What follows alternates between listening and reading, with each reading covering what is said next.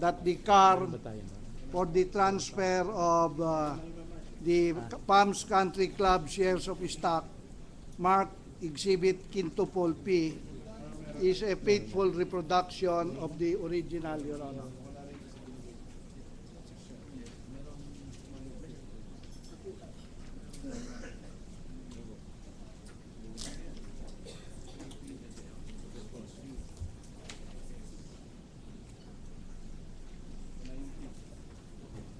Walang tea. Walang tea. Walang tea. Andiyan ang lahat. Sige, pakitingnan.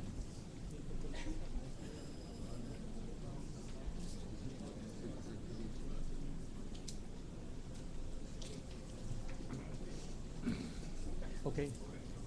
Lahat nandiyan. That's the manifestation.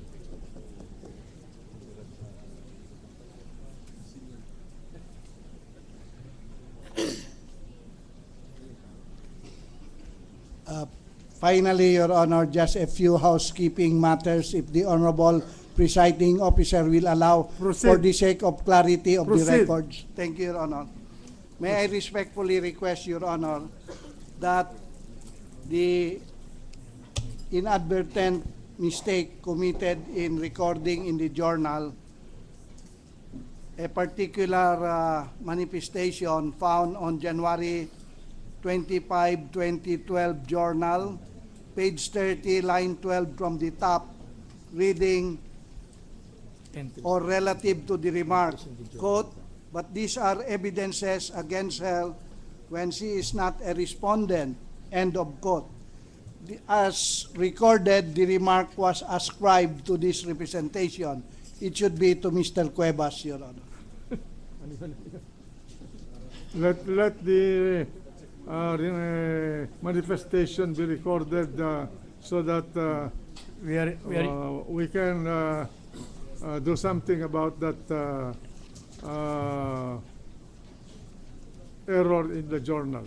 May we be allowed to examine the journal, Your Honor, and in order to gain time... The defense is authorized to examine the journal. And in order to gain time, Your Honor, may we make our manifestation in connection with this or observation by the end of the testimony of this witness so that we can move on, Your Honor. Granted. Secondly, Your Honor, we would like to just respectfully clarify that the certification issued by the BIR Commissioner on the Alpha List income for the years 2007 to 2010 of Mrs. Cristina Corona from John Hay Development Corporation is Exhibit Quintupol H, Your Honor. The certification by the BIR Commissioner as to the per diems and bonuses received by Mrs. Cristina is also included in Exhibit Quintupol H. There's only one certification. And what is the purpose of introducing those I noticed, Your Honor, like evidence? it's just to clarify the correct marking, Your Honor, because the Alpha List income was indicated in the journal as Exhibit Quintupol H. The per diems and bonuses is also indicated in the journal as Exhibit Quintupol H. But this data, Alpha List income and per diems and bonuses, are found in only one certification, so as not to cause any confusion in the minds of the senators, judges, when they peruse the journal, Your Honor. If Your Honor, please, Thank you. we wanted to accommodate our esteemed colleague, Your Honor, but the manifestation apparently deals with substantial matters, and we would prepare that in order that the record may speak the correct occurrences, Your Honor, that this be the subject of the examination, Your Honor. Anyway, he was granted by this honorable court to conduct additional direct examination. Yes. There are just two more, Your Honor, manifestations. I had thought... No, let's finish this first.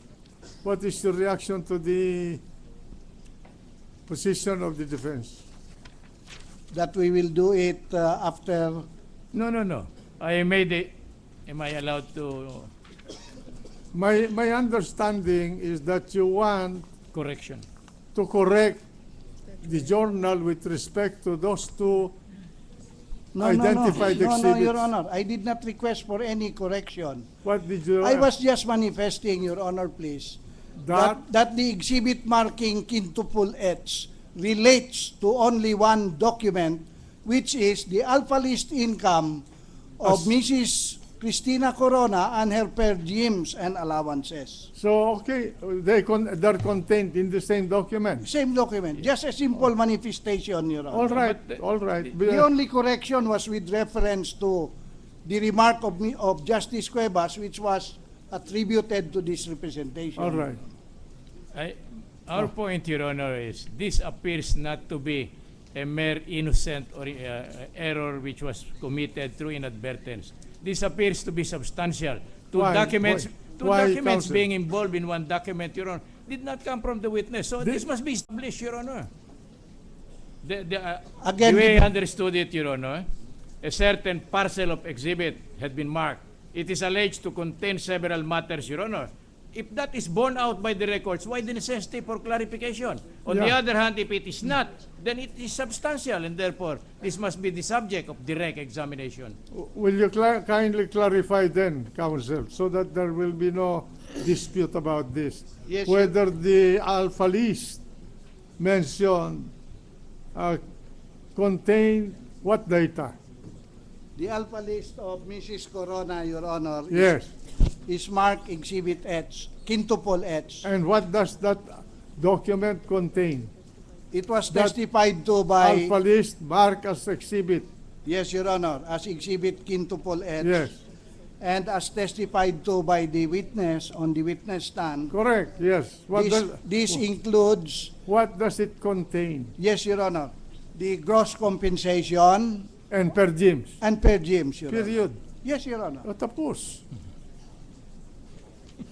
And, Your Honor, please. You know, the problem is when you describe these documents, you do not describe them with precision. You clutter them with so many other details that are unnecessary.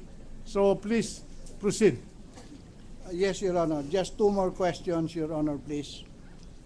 Going back, Madam Witness, to the Palms Country Club shares of stock, you identified or you testified last hearing about a deed of sale of common shares, which, however, the Honorable Presiding Officer did not allow you to identify pending submission of your legal memorandum. Now that you have submitted your legal memorandum, will you kindly identify for the record this deed of sale of common share marked Exhibit quintuple P-2? And we are showing the photocopy, Your Honor. Wala tayong photocopy. We are showing this certified. There is no need for stipulation. We are just requesting the Honorable Kim Jacinto Henares to identify her Wait a certification. minute. Who is the seller and who is the buyer? Yes, Your Honor. The seller, Your Honor, is Philinvest Alabang Inc. And the buyers are spouses Renato C. Corona and Cristina R. That's Corona. contained in that document marked already as exhibit. Yes, Your Honor. Quintuple P-2. And the date, Your Honor, is September 11, 2009. I don't think there's any dispute. Are you disputing the authenticity of that document, counsel for the I was defense? about to object, Your Honor, on grounds of immateriality, Your Honor, because this is by Philinvest to spouses Corona, Your Honor. There is no. I hope the court pardons me. We have examined the impeachment articles, Your Honor, and there is nothing mentioned about this. If the purpose is only to show that there was such a transaction but not entered in the SAL, then this is not the evidence that should cover the situation, Your Honor. My understanding is that they are presenting this as a not included asset. Is that correct? Yes, Your Honor. Precisely, Your Honor. But the Honorable Commissioner will be testifying on a document to which he is not a party. According to her, maybe She has examined it. But examination alone does not justify giving of testimony on any particular At any document, rate, Your Honor. their purpose is to introduce that.